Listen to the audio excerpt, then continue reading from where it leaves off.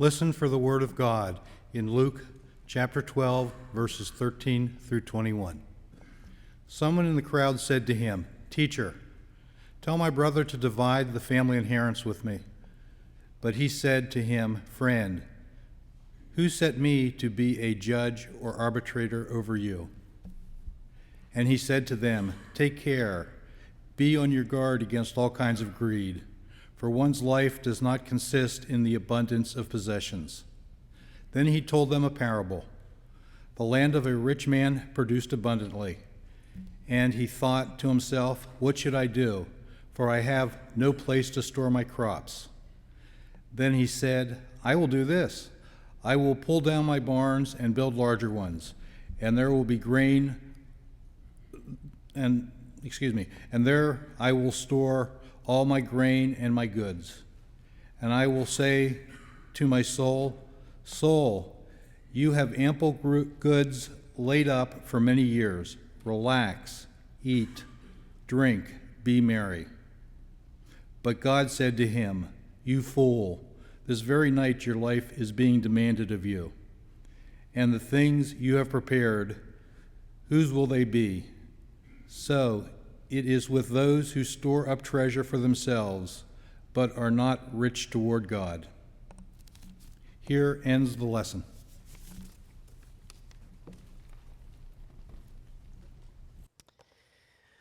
When I read this passage, and I was trying to think about what sense do we hear in this, I thought about our sense of selfishness. This isn't one of your happiest topics to preach about, but I think it's one that's really important because it seems to be part of our human nature to want to look out for ourselves, and there's some good in that. That's how we survive, by protecting ourselves and looking out for our best interests. But it seems that once we start doing that, it's really easy to become attracted to having more than we need. And so that's our challenge to look at today. How much is enough? And if you're willing to write in the little pew pal for someone else, I would ask you to answer or complete the following sentence. I feel like a teacher. I have enough when. You know? When do we have enough?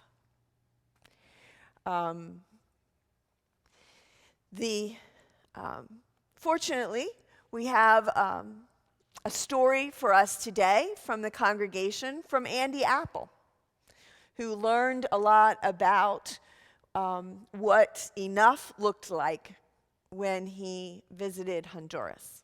So let's listen to Andy's story. As I sit here recording this, this is just before the Sunday I leave for Honduras, and when you are seeing this, it will be the Sunday I'm returning from Honduras. And Honduras has begun to play a large role in my life, partly because Honduras changed my life so much. I had a very comfortable existence practicing law for many years, having grown up in the suburbs of Lancaster and enjoyed a very comfortable life and lifestyle. I thought I was having a pretty good time, kind of moving from one thing to another, slowly working toward retirement. I joined Church of the Apostles in 2002. And that, although I didn't know it at that time, was the beginning of an interesting change in my life, which culminated in 2010 when I went to Honduras for the first time. And that's when I learned, with kind of a nice push from God, that my purpose was not for me and my comfort. My purpose is to help others. And I think I have been doing that in Honduras since 2010, but I don't do that by myself. What really has made me very comfortable is the support I get from you, the members of Church of the Apostles. When I joined the church in 2002, it was because my mother had moved out to Homestead. As we started to attend church here, my intent was I'll be a member here for as long as Mother's involved, then I'll go back to First Reformed, where the Apple family has been forever. Well, it wasn't to be. Thanks to the members of this church and your friendliness and your support, I certainly have felt the comfort and challenge of helping not only those in Honduras, but trying to help those fellow members here at Church of the Apostles. My life is now one of service, and I'm comfortable with that. Probably have the most comfort and peace that I've ever had in my life by being able to do this, to serve others. So as I close, hopefully my flights are all on schedule and I will be home late tonight and we'll be able to prepare for another trip coming up. So, experiencing the people in Honduras, realizing how people there live with almost nothing and yet are happy, feel like they are living fulfilled lives, was a change for Andy.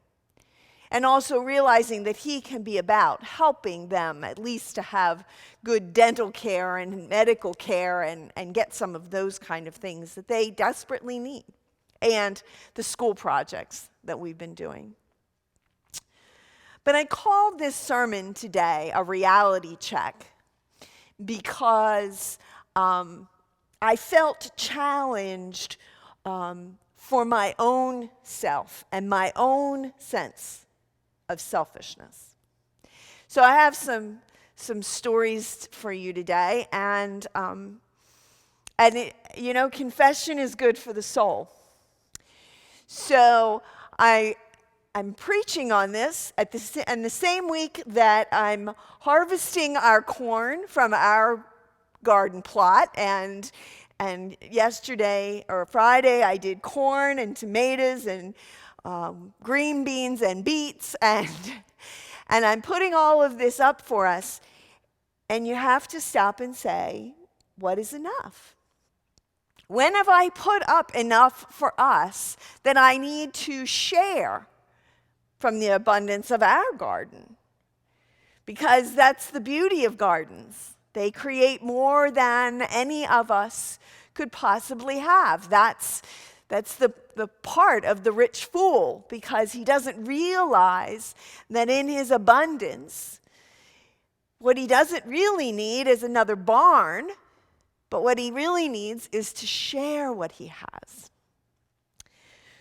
So the real confession comes in with a story about inheritance.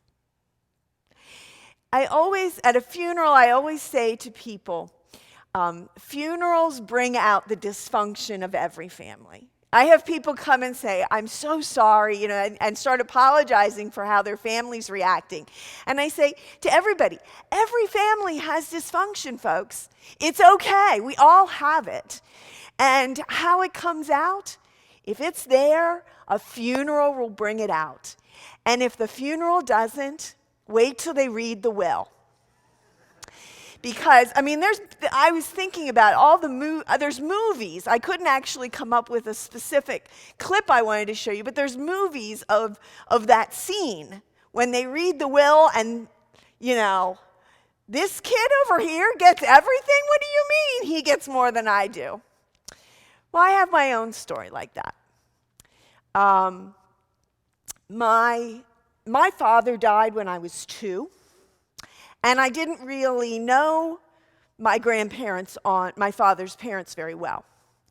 But after growing up and getting married and spending 5 years in South Carolina, when we decided to move back to Pennsylvania, my grandparents had a place for us to stay initially. So we moved with them, and they helped us to buy a home that was very close to their house so that we could be together finally. And we really liked that because then our children grew up knowing my grandparents. Our kids don't have, both my stepfather and my husband's father had died, so they didn't have grandfathers, they had grandmothers. But they had great-grandfathers because both of my grandfathers were alive, and this one was very able. So it was neat to have them to raise the kids with my grandparents, and actually we moved David's mother in their house, and it was a really neat thing for a long time. But And during this course of time, when we all lived together, near each other, and we're sharing life together, that's where I learned how to garden, because we had a garden with them that we shared. I said I was a sharecropper on their land, but they taught me a lot. And the house that they lived in was built by my great-great-grandfather. And is the house that my grandfather was literally born in, and the house he wanted to die in. I'm sure that some of you have heard those kind of conversations. I was born in this house, and I'm going to die in this house. Unfortunately, when I was in seminary, my grandmother reached the point where she needed nursing care. And so we put her in the Mennonite home. And Grandpa was absolutely lost without her. He went probably as long as he could, and then we said, you'd be a lot happier if you moved there, because then you could be with her all the time, and you wouldn't have to wait for one of us to be available to take you and all of that. And so he moved down to the Mennonite home too. And that's expensive when you have 2 people in home like that. So my part that I had missed, when we were still all living together, my grandfather came to me and said, would you like to inherit the house? I have an uncle. He lives about an hour away. He had no intention of coming back to Lancaster. And grandfather's greatest wish was to keep the house in the family. And we said yes. We would like to inherit the house. It's a house with 2 apartments. It was a huge farmhouse. And we said, yes, we would like to take over the house. So that's the way the will was drawn up. 50% went to my uncle, which was the money, and 50% went to me, which was the house and the land. Well, with both of them being in the home and it being very expensive, my uncle came to me and said, we have to sell the house and the land because we need the money for their care. And it was very sad and it was very hard, but it was their care needed to come first. So we agreed, and the house and the land was sold. And about a year later, they both died. And at the time of their death, there was more money than the house and land had been sold for. So my uncle proposed that since there was no longer a house for me to inherit, it was all money, he would, I'm trying to keep my selfishness in check here. His proposal was that we would take the money and divide it quarterly with his 3 daughters and me, so that I would get 25%. And I became the one who wanted an arbiter, because I just went from 50% to 25%. And I was the one. If he told the story, he would tell you that I was greedy and selfish. My side of the story would be that he was greedy and selfish. And neither of us is right nor wrong.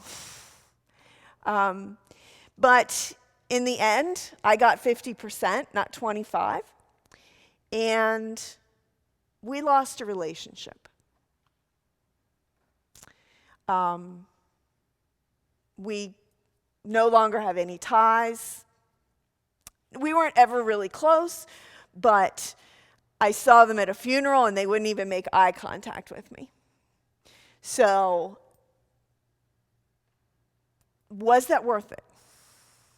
I think really in the end we both lost. Over money, you know? It's hard. This life is hard. So I tell you another story. I'm going to tell you the story of Joe. This will help me too. Joe is one of my son's very good friends. He is, and I will only refer to him as Joe because he's the son of a doctor here in Lancaster County. That for his father's privacy, I will not tell you his last name. But he does well, and but he remarried when the guys were in high school, and the stepmother did not have much time for the kids. And so as they were graduating, she told them to leave. And so Joe took to the streets. And I really thought that Joe was going to end up living with us when Brian went away to school. But Joe is a determined guy. And he has continued to live on the streets. He just happened to come back I was thinking about Joe anyway, and Joe came back into my world on Friday night. It's actually yesterday morning. Actually, back in May, Joe came to us and said that he wanted to park his van in front of our house because he was going to Europe for 3 weeks. And that was in May. He picked his van up yesterday. But that's how Joe lives. Joe is what is called a transient. And he claims, he will claim that title. He and I had this conversation yesterday. He has worked in whatever work he can to make enough money to go to the next place where there's a job for him. He has followed the itinerant farm workers from Alabama to Wisconsin, just following the crops, and back to Pennsylvania. His love is music. He's a banjo player and a trombone player. I think banjo is his first love, but the band, he went to Europe with a band to travel Europe playing trombone because they already had a banjo player. And he told this, just story after story of how they just traveled around. He probably has one other set of clothing to his name. He sleeps in Europe. He slept where he could. He worked for enough money to get the train pass to the next gig. He talked about getting to Ireland. Ireland gave them a 3-week visa which was great, but then he had to make enough money to get out of Ireland by the time the 3 weeks were over. But all along, what he experienced is community and hospitality. He said everywhere they went, they would meet people like them, but that were working, who would give them either enough food for the night, a place to sleep, or a little bit of cash to get them a little bit further. And that's just how they live. And as he was talking about it, I said, but what's your dream? I mean, he's very happy living the way he is. I couldn't live that way, but he's very happy. And I said, but what's your ultimate goal? And he said, my goal is to get enough money together to buy a piece of land, because I want to have a property where we can raise food and anyone who is hungry can come and eat, can come and get food.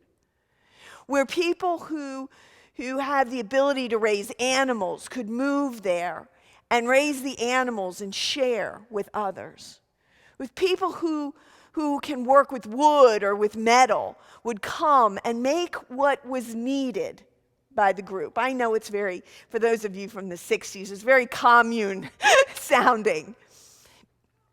But really, it's also the way the first Christians lived. If you go to Acts 2, I think it starts around verse 35, it says that the first Christians came together. And everybody worked based on their gifts and shared what they had. And everyone had what they needed. And no one was without. And I just think that's a great image. That's still the goal that we need to work towards. It's not easy because we have all this selfishness that we want to hoard our stuff. But we have to fight against that. And I put this image on the screen because I was really touched when he brought me this stack of papers that he's carrying around from some of the places that he's gone, and he's like, oh, you can look through my stack of, some of them were concerts and things.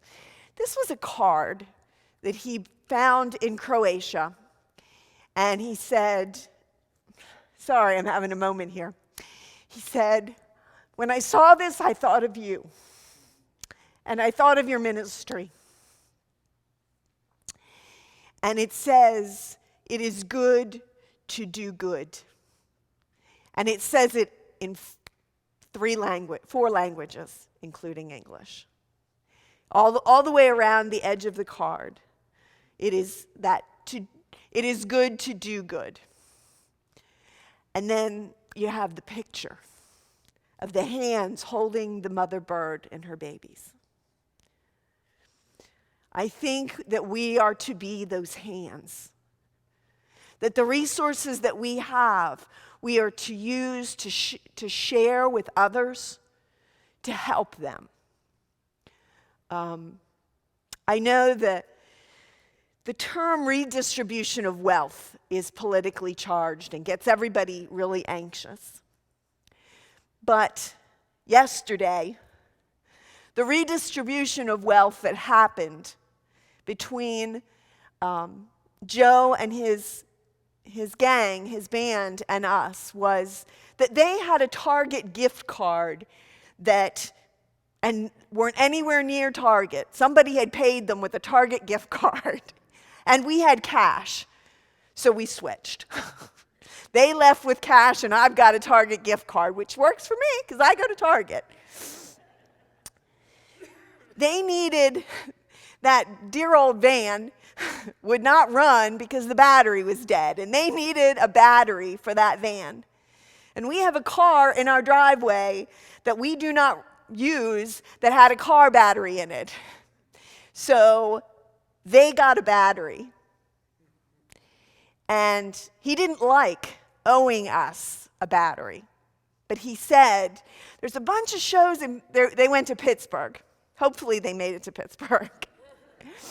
That's where they were headed. He said, there's a bunch of shows in Pittsburgh, and there's some people from Lancaster coming to Pittsburgh.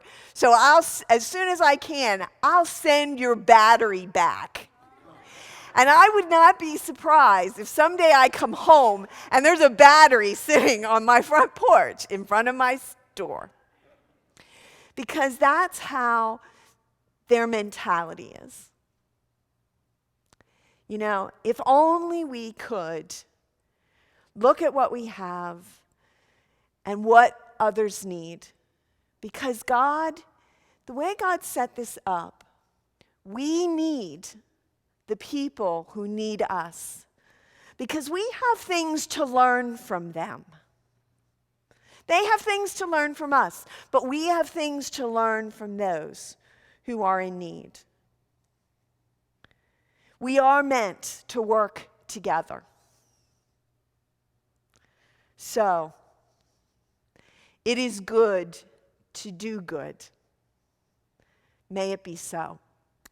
Amen.